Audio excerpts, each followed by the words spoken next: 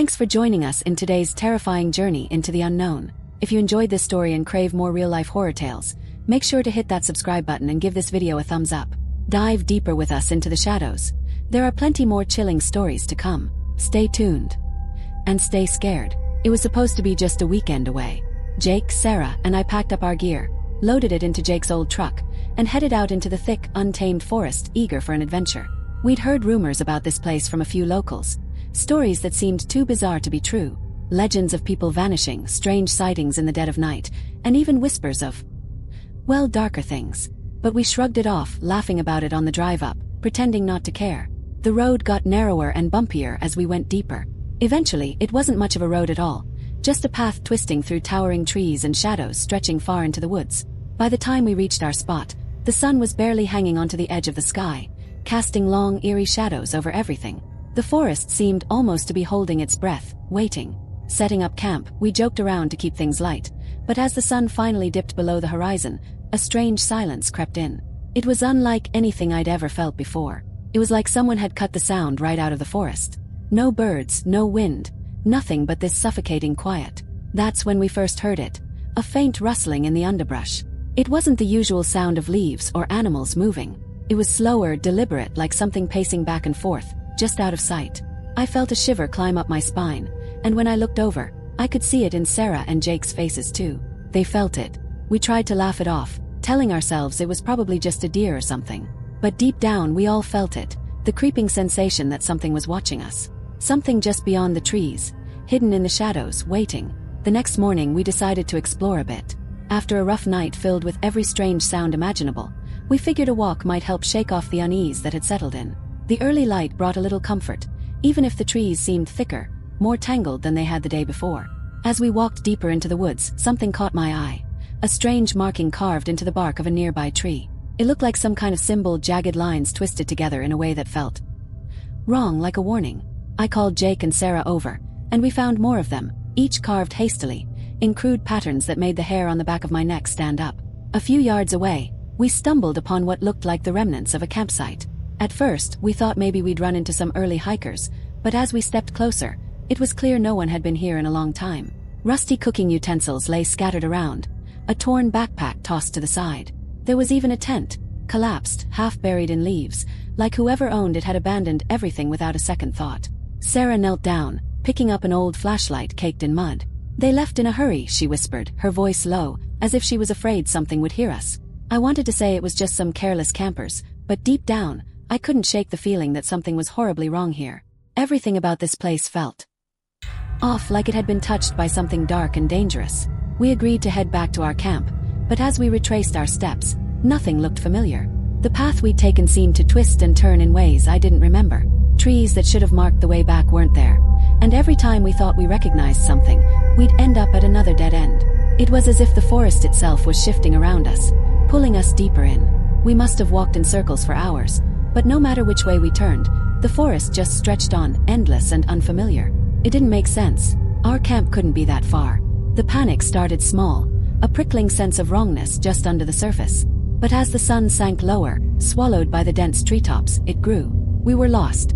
Jake was the first to say it out loud, his voice breaking the tense silence. "Guys, this isn't right.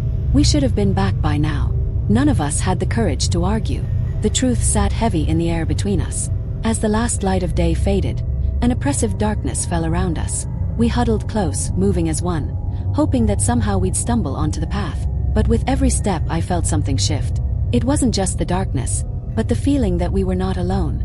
Shadows seemed to linger a little too long in the corners of our vision, only to disappear when we looked directly at them. Then the sounds began. Footsteps, soft, measured, echoing ours like someone just out of sight, mimicking our every movement. I whispered for us to stop, and in that silence, I swear I heard a faint, breathy laugh. It faded as quickly as it came, but the chill it left behind lingered. We tried to shake it off, but the sounds grew bolder, closer. Low whispers drifted through the trees, speaking words we couldn't understand.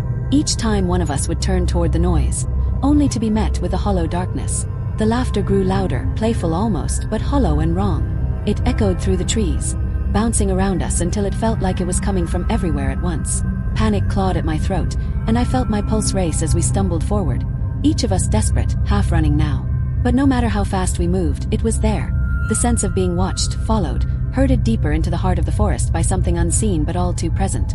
The deeper we pushed into the forest, the more the world around us seemed to warp and twist. It felt like the trees themselves were leaning in, closing off any path we might find. The air grew thick, heavy, making it hard to breathe, like we were walking through some unseen fog that clung to our skin. Then Jake stopped dead in his tracks, his eyes fixed on something in the distance. "Do you see that?" he whispered, his voice trembling. I followed his gaze, but all I saw was darkness, just the endless maze of trees and shadows. But Jake's face was pale, his eyes wide, locked onto something we couldn't see. There's someone there," he insisted, his voice barely audible, "walking toward us." He took a shaky step backward, his gaze still pinned to whatever vision held him captive. She's smiling." Sarah and I exchanged nervous glances, but when we looked back, Jake was gone. He'd slipped off the path, moving slowly, as if in a trance, his hand reaching out toward the shadows. We tried calling out to him, but he didn't respond. His eyes glazed, seeing something we couldn't. A low whisper brushed past my ear, sending a chill down my spine. The words were indistinct, but somehow familiar, like a memory I couldn't quite place. It was calling my name, softly, like a song just out of reach. I wanted to turn back to tell Sarah, but something held me there, drawing me in. When I finally snapped out of it, I saw that Sarah had moved away, too, her eyes wide and unfocused, staring at something only she could see. She looked terrified, her mouth moving as if she were talking to someone. I reached out to touch her shoulder, but she jerked back, as if I were a stranger. Her eyes flickered to me, filled with terror, and then she looked past me, to something lurking just over my shoulder. "Sarah, what do you see?" I asked, my own voice barely a whisper, but she only shook her head, her face twisted in fear. "They're everywhere," she murmured, her eyes darting to shadows that seemed to shift and breathe. "They're watching us." Each of us was alone now, trapped in our own terrifying visions. The forest had us, drawing us further apart, piece by piece, as if it were feeding on our isolation and fear. Desperation took over as we stumbled blindly through the dark, each of us too terrified to stop or look back. The whispers were louder now, their voices pressing against our ears, merging with our own thoughts until it was impossible to tell where they ended and we began. The laughter, that hollow, mocking sound, grew closer, surrounding us, herding us like prey. In a frantic sprint, we broke through a line of trees and suddenly found ourselves back at the abandoned campsite we'd discovered earlier. But something was wrong. The scene looked different, the ground freshly disturbed, as though someone, or something, had been here moments before we arrived.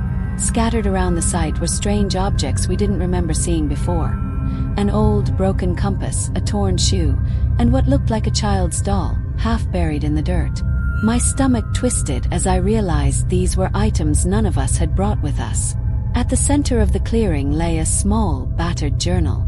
Its cover was smeared with mud, the edges worn and tattered. I picked it up, and my hands trembled as I flipped through the pages. Most of it was unreadable, but near the back, the entries grew more frantic, the handwriting erratic. Words of terror and confusion leapt from the pages. Phrases like, "lost," "something watching," and "we can't leave." The last page held only 3 chilling words, scrawled so deeply into the paper that they tore through it. "They're coming." Sarah let out a small, strangled cry, and I looked up to see her backing away, her eyes wide and glazed with panic. Jake grabbed her hand and we turned, ready to run. Anywhere, as long as it was away from that place. But the trees closed in, their twisted branches casting shadows that moved and writhed like living things. The path we'd come from was gone, swallowed up by the dark, the forest itself seeming to breathe around us, pressing in. As we stumbled deeper into the trees, the voices grew louder, more insistent, calling each of our names in a chorus of whispers. And then, nothing. Just an oppressive silence that settled over the forest, leaving no trace of our presence, as if we'd never been there at all. And that wraps up today's chilling tale. If you enjoyed this story and want more real horror right in your feed, don't forget to hit subscribe and turn on the notification bell. That way, you won't miss a single terrifying experience we uncover. Thanks for watching, and remember, the next scare is just a click away. Stay safe and stay scared.